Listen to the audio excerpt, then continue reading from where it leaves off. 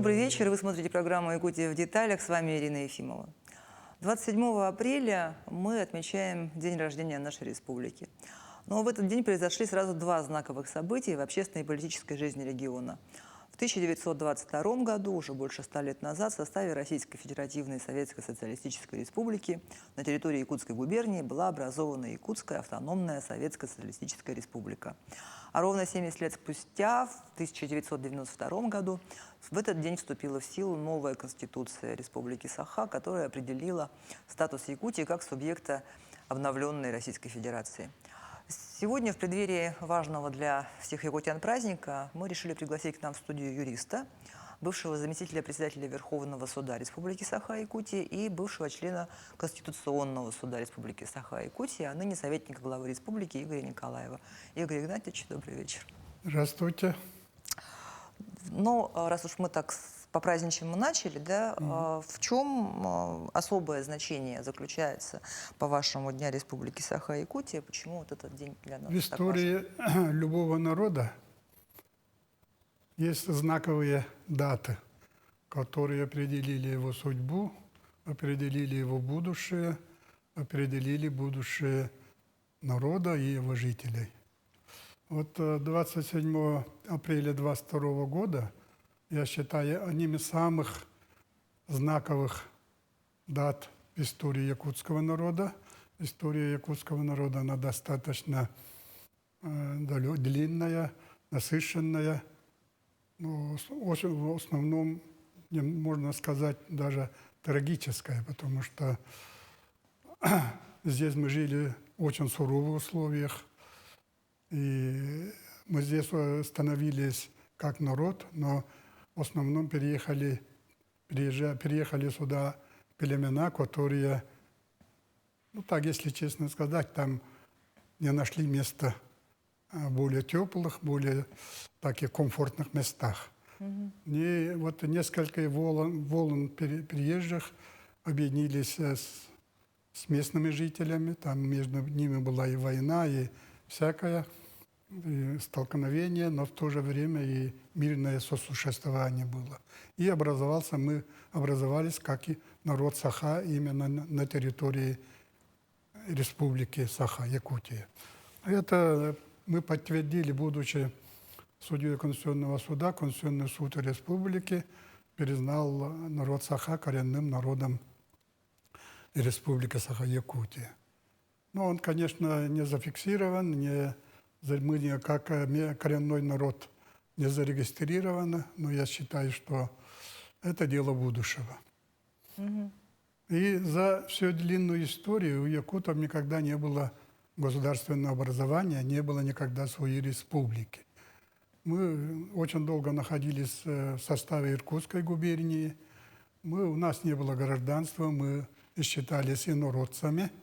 Ну, с одной стороны, где-то оно, может, и защитило, потому что Первую мировую войну якутов не призвали на войну, потому что мы не были гражданами Российской Федерации, мы были инородцами. Ну, тогда не федерация, империя. Да, империи, да, но, может, даже где-то, чтобы сохранить малые народы, нам и статус такой присвоили. И впервые в своей истории мы получили автономные республики, хотя и ограниченном полномочиях, но мы стали как бы государственным образованием.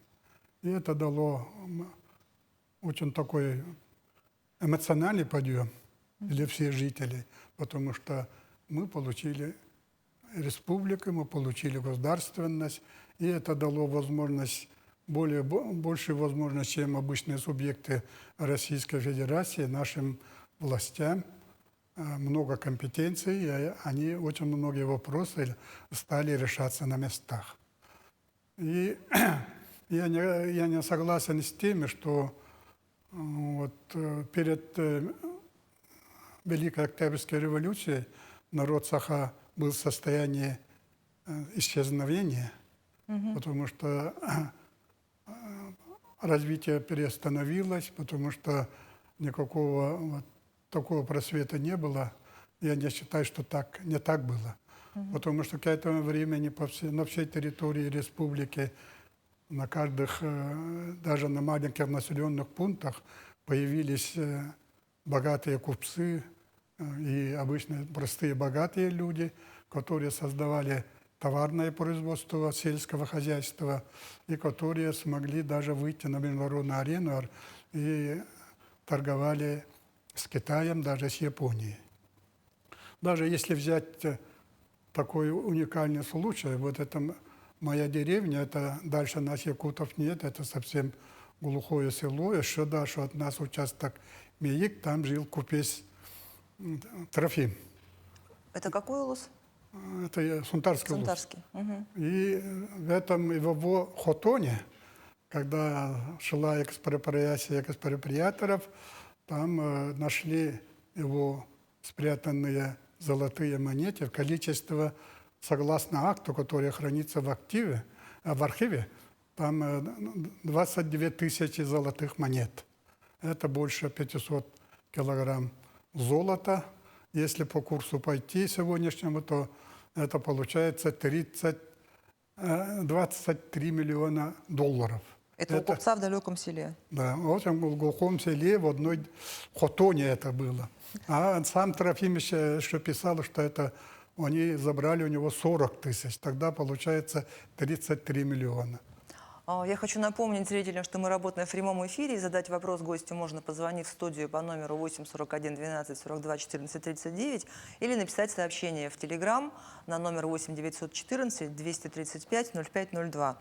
То есть Развитие, ну, весь мир вот, развивается, все-таки идет развитие. Это, поэтому и Российская империя потихоньку начинает развиваться. И вот в окраинах России тоже вот появляются богатые люди, образованные люди.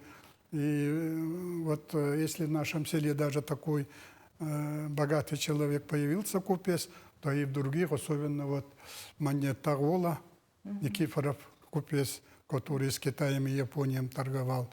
И в Миконском улусе Кривошапкин, Росины, Тимофей Терешкин в Сунтарском улусе и другие. Вот очень много таких богатых людей появились, и они были меценатами, патриотами тоже своего народа. И они строили школы, церкви, даже медицинские учреждения строили. Вот Трофим, например, из Иркутска перевозил учителей и открыл впервые школу в нашем поселке. Таких явлений было в каждом улусе и большинстве населенных пунктов республики. Но чем отличается вот и республика, и вот эти меценаты? Потому что когда мы получили автономные республики, вот то, что вот одиночные люди, меценаты помогали, оно стало государственной политикой. Национальная политика ленинская, она перед собой поставила цель, чтобы национальные окраины, национальные республики, которым им дали статус республик, развивались на таком же уровне, как центральные области Российской Федерации. Поэтому вот образование обязательное и медицинское обслуживание, и по всем направлениям, по линии культуры, оно стало государственной программой, и оно стало развиваться уже целостно. Смотрите, если вернуться вот к событиям 20-х годов, да, немножко, Якутия ведь в составе Российской империи это была даже не отдельная губерния, а часть Иркутской губернии. Иркутской губернии. Потом, значит, получается, после революции февральской была выделена Якутская губерния, ну, чуть-чуть статус повысился. И затем все-таки, ну, вот в 22 году, как мы говорим, стала республикой, да, стала автономией. Вот в чем именно статус республики, почему наши основатели, отцы, да, почему Амосов, Барахов, Айонский, почему они добивались именно статуса республики? Потому что просто территориальной единицей была республика. В составе Иркутской губернии, там были волости, там, но это было чисто вот такое, что только территориальное. А вот когда автономная республика, она уже национальная территориальная, то есть оно дало возможность народу Саха быть как бы статусной нацией, которым позволили получить эту республику. Конечно, были и большие, никто вот это не подарил республике. За республики очень сильно боролись. И даже я читал, как Юнский писал, в Иркутской губернии, когда ставился вопрос о создании Якутской автономной республики, там даже говорили о том, что якуты по характеру, по менталитету похожи на японцев с имперским мышлением. Если они получат отдельную свою национальную республику, то они уже будут смотреть на Японию, как будущего сюзерена. Да? И даже он рассказывал, как он вытаскивал наган и прямо на стол ложил, и спор на таком уровне шел. С другой стороны, вот когда вот белое движение, оно, конечно, тоже носило очень такой, с одной стороны, отрицательный, отрицательное явление, потому что гражданская война унесло очень много жизней, но в то же время, что большинство якутов поддержало белое движение.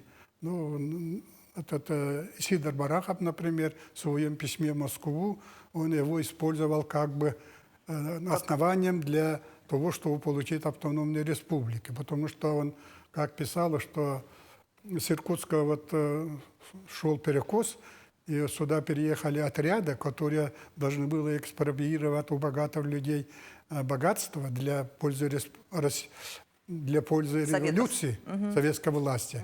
Но они перешли все границы, они начали избивать, наказывать, убивать даже, расстреливать людей. И народ понял, что вот большевики, еще до народа не дошло, какую цель преследуют большевики, и они увидели, что перешли, начали грабить. И вот поэтому и было вот выступление против советской власти. Он это хорошо разъяснил, объяснил, и наши вот Максим Кирович Аммесов и Платон Уюнский тоже этот тезис применили, что если не подарить, а дать республике статус автономии, области, да, и тогда народ успокоится, и это будет таким вдохновением для народа, чтобы был мир на территории области. Мы в понедельник обсуждали в студии в нашей программе судьбу Георгия Ефимова, бывшего соратника, получается, Амосова, Юнского и Барахова по строительству автономии, и который в 22 году как раз возглавил ВИАНО, белое движение. И получается, там вот такое совпадение, что в марте он его возглавил, в апреле все-таки объявили автономию. Вот. И один из участников дискуссии, по-моему, Олег Гаврилович Сидоров, высказал предположение, что это вообще, возможно, была договоренность между ними. Прямого договоренности нет, но оно стало тоже одним из оснований. Вот дать успокоиться народу, дать ему свободу и в то же время им дать государственность. И действительно объявление автономное было это всеобщим ликованием, всеобщей радостью, и это было торжеством всего якутского народа, который никогда не имел своей республики автономии, поэтому, получив автономию, свою республику, и почти 80% якутского народа стало поддерживать советскую власть. Потому что они поняли, что политика советской власти – это равноправие, это поднятие на уровень коренного русского народа и других народов. Мы стали гражданами Российской Федерации. Это тоже для человека, для самооценки тоже поднимает. Он не какой-то инородец, он такой же гражданин Российской Федерации, как представители всех народов России. И в то же время вот это дало толчок и экономическому развитию, потому что советская власть и Центральная Россия тогда были сами были в очень тяжелейших условиях, но они все-таки продукты завозили, пароходы шли на пароходах, и гужевым транспортом через Ленинск тоже шло очень много продуктов и других разных благ для народа. И особенно вот народ тут эти поддержал, потому что руководителями республики стали сами коренные жители, это якуты. Ну, то есть убрали, тогда же, получается, как раз террор развязали, триумвират, вот, который присланный, да, Лебедев, забыла, там еще две фамилии еще Да. были. Та вот тройка, которая развязала красный террор, пришлые. Вот. А затем, значит, вот все-таки руководство советское поняло Да, и это поставило потому- власти Аюнского и Все-таки, Арахова. как бы там ни было, вот если местные из самого народа, который здесь живет, руководители, они же знают все болевые точки и всех улусов, всех населенных пунктов, и болевые точки, и чаяния народа. И вот поэтому им руководить все-таки чуть легче. Может, которые назначены сверху и которые направлены сюда, они все-таки работают на центральную власть, потому что им надо отчитываться о определенной работе. Ну, то есть так или иначе советская власть дала возможность обретения государственности, да, и в этом смысле, конечно, ну, население Якутии выиграло, получается, по большому счету. Не по большому счету, так оно и есть. Без республики развитие было бы сложным, да? А республика она дала нам очень многое, потому что у нас появился своя элита начала появляться, да, и у нас руководящие кадры, которые проходили специальную подготовку.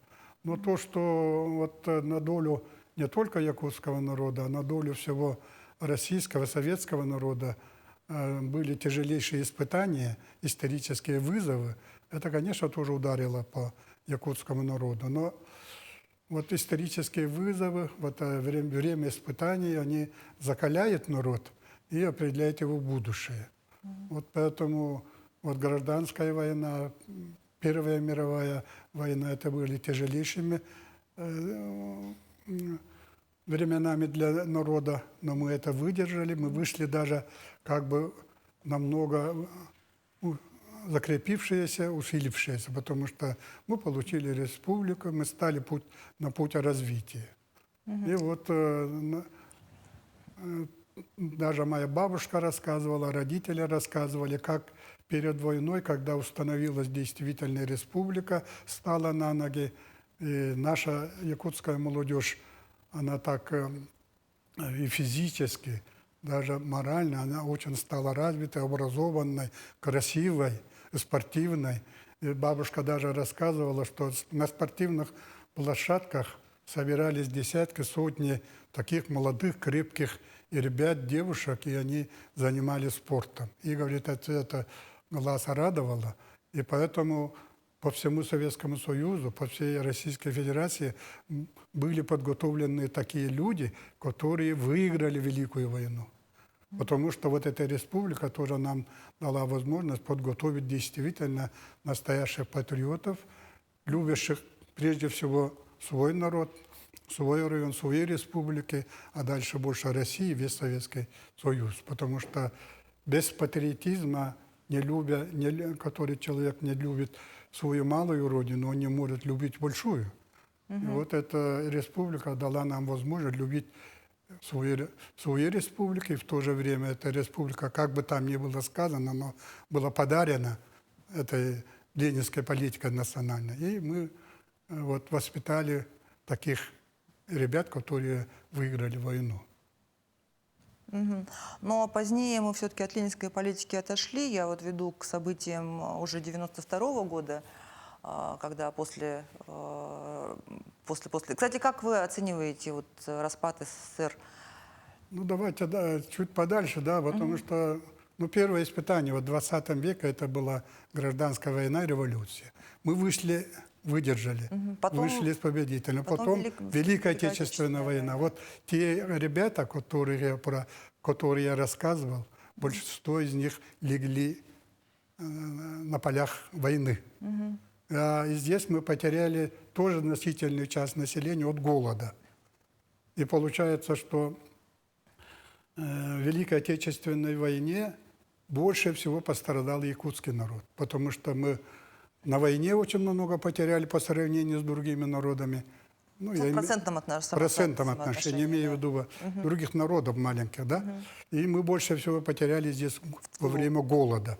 Ну, и фактически республика потеряла 1/3 своего населения. Это огромная цифра. И главное, погибли-то, ушли в мир иной. Это вот такие самые передовые, самые крепкие, самые, ну, которые должны были развивать республику дальше. Но все-таки мы это тоже выдержали. И здесь я к чему веду? Вот такие испытания, когда народ выигрывает и выходит таким нормальным состоянием, когда у него есть яркие лидеры, настоящие, которые могут себя пожертвовать ради своего народа, и вокруг которого может народ сплотиться. И во время Великой Отечественной войны, я ничего против центра не имею, но здесь тоже вот этот секретарь обкома был пришлый человек, и чтобы отчитываться перед федеральным центром, мы не только перевозили, даже вывозили отсюда продукты. Вот из-за этого и голод начался. И из недр якутского народа выписывался новый лидер. Это Илья Винокуров, который, не испугавшись ничего, добрался в Москву, минуя свое руководство, встретился, говорят, ну, исторически это доказано, был на приеме у Сталина, и он доказал, что якутский народ на грани исчезновения из-за голода. И даже в тяжелейшие военные годы Советский Союз нам помог. Он вместе с собой даже перевез, и стали завозить продукты, и народ вышел из этого страшного состояния.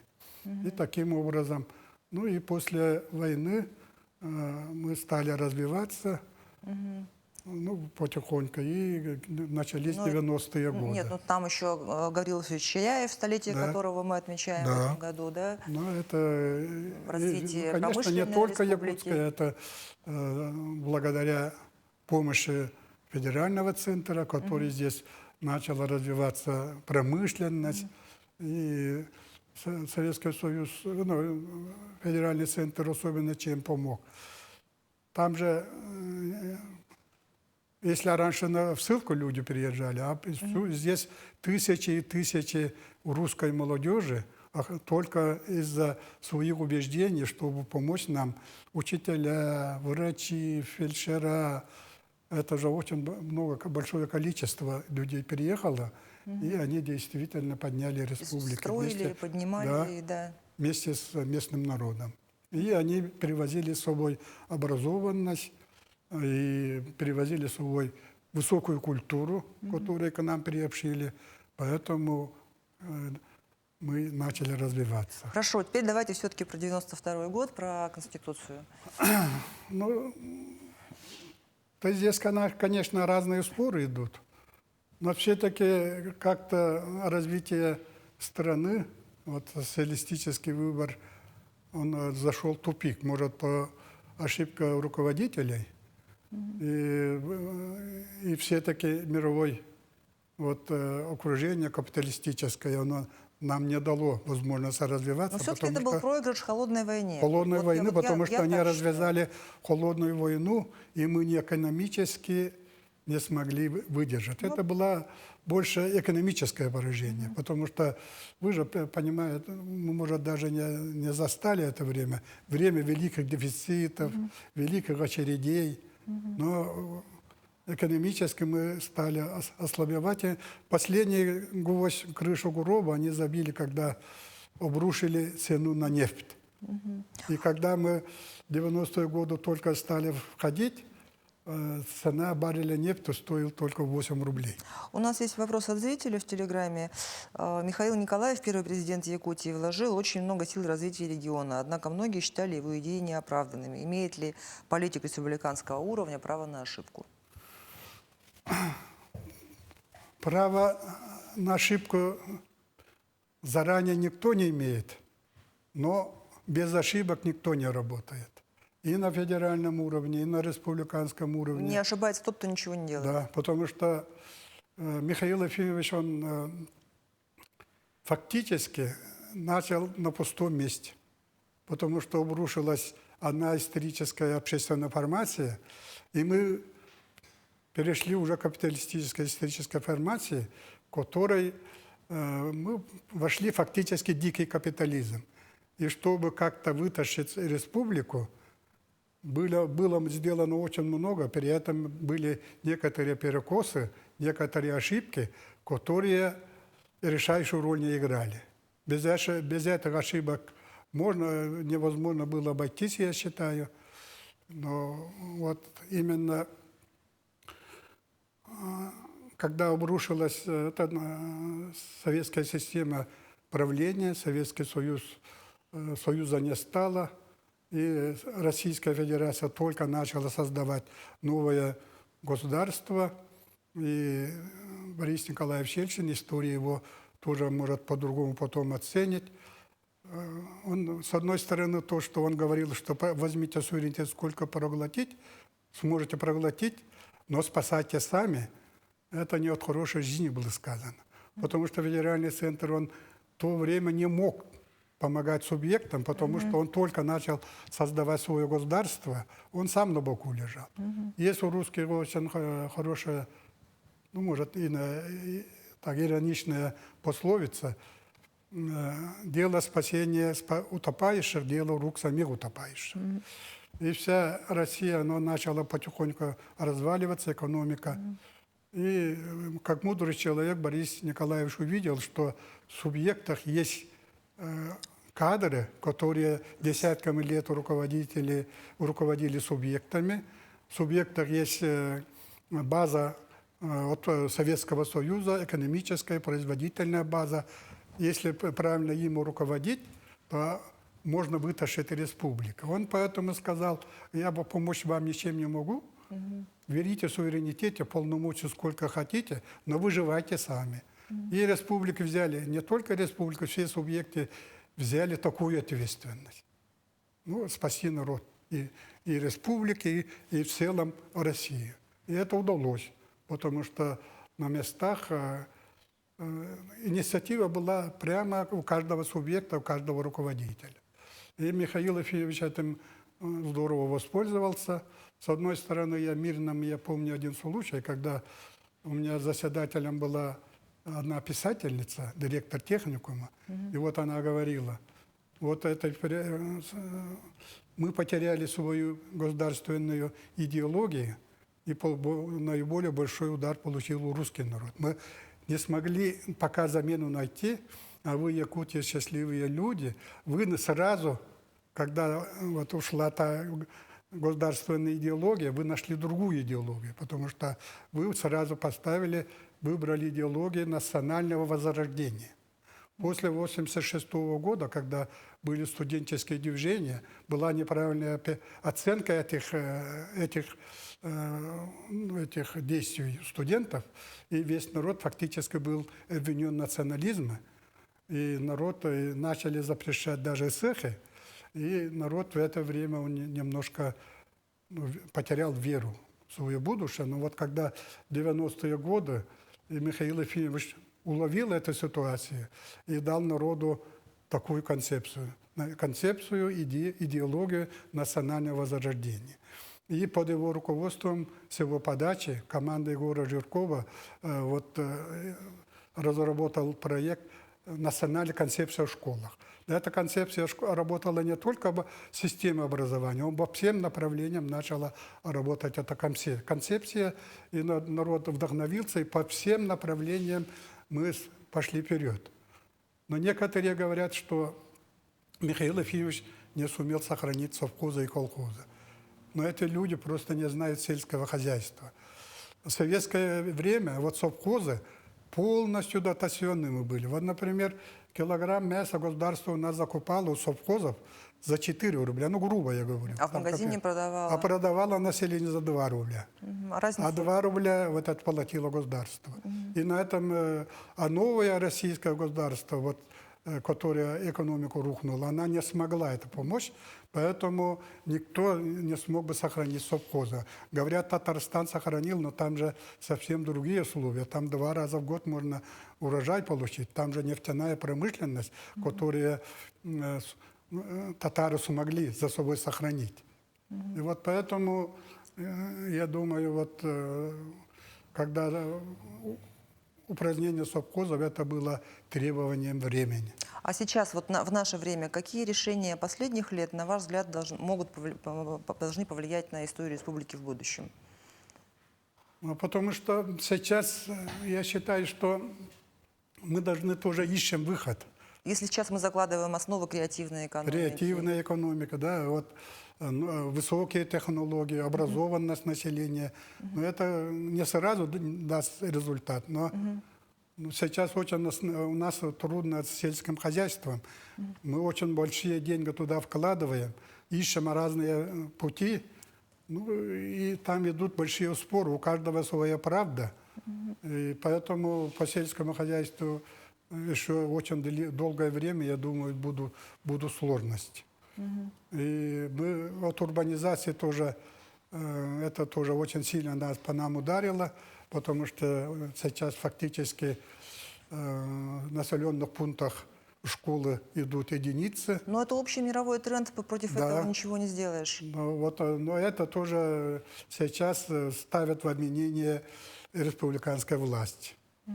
И наша сила в том, что вот годы, 90-е годы, когда у нас появилась Вторая Республика, мы смогли сплотиться около Михаила Ефимовича. Там критикующие были, будут всегда. Но в основном население его поддержало, все его идеи, идеи вот, на образованность. Вот сейчас некоторые говорят, что мы очень много, чрезмерно много подготовили ребят с высшим образованием.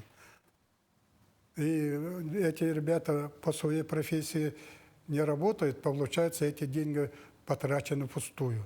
Но я не считаю, что это так, потому что есть уровень мышления, уровень интеллектуального развития населения. Который в целом повысился. Да, потому что он в целом повысилось. Если даже он высшим образованием не по специальности работает, даже он продавцом работает, но у него креативность мышления, уровень его мышления намного больше, чем простого продавца. Игорь Игнатьевич, у нас буквально минута до конца эфира. Ваши пожелания жителям Якутии и республики? Да, я еще раз хочу сказать, что вот сейчас еще тяжелейшие тоже времена наступили, мы все это прекрасно понимаем. Это мировая изоляция, это санкции, это СУВО, да, все ударяет и по жизни людей, и по нервам людей, и по настроению людей. Мы, когда теряем десятки тысяч молодых жизней, их родителей, их близкие, конечно, это в очень тяжелейшем моральном положении находятся. Но в таких ситуациях тоже у нас это время исторические вызовы. Мы можем выдержать только, если сможем сплотиться вокруг своего лидера. Потому что вот эти все предыдущие вот эти испытания показали, что если мы не сможем выдвинуть из нашей среды своего лидера и около него не сможем сплотиться, мы не сможем выдержать эти тяжелейшие испытания. Я считаю, что мы имеем такого лидера. Я это не говорю как советник главы, а именно человек, который пришел со стороны. Наш новый лидер, он по интеллектуальному уровню, по образованности, по влиянию на федеральный центр, по умению с ними разговаривать, он на месте. И мы все-таки должны вот в тяжелейшие времена сплотиться вокруг своего лидера и пройти этот сложный путь. То есть сила народа в единстве. Да. Спасибо вам большое за интересную беседу. Мне было интересно. Я думаю, что зрители тоже узнали для себя что-то новое, что-то интересное. На этом выпуск программы «Якутия в деталях» подошел к концу. Меня зовут Ирина Ефимова. Смотрите нас по будням в 19:15. Расскажем обо всем в деталях.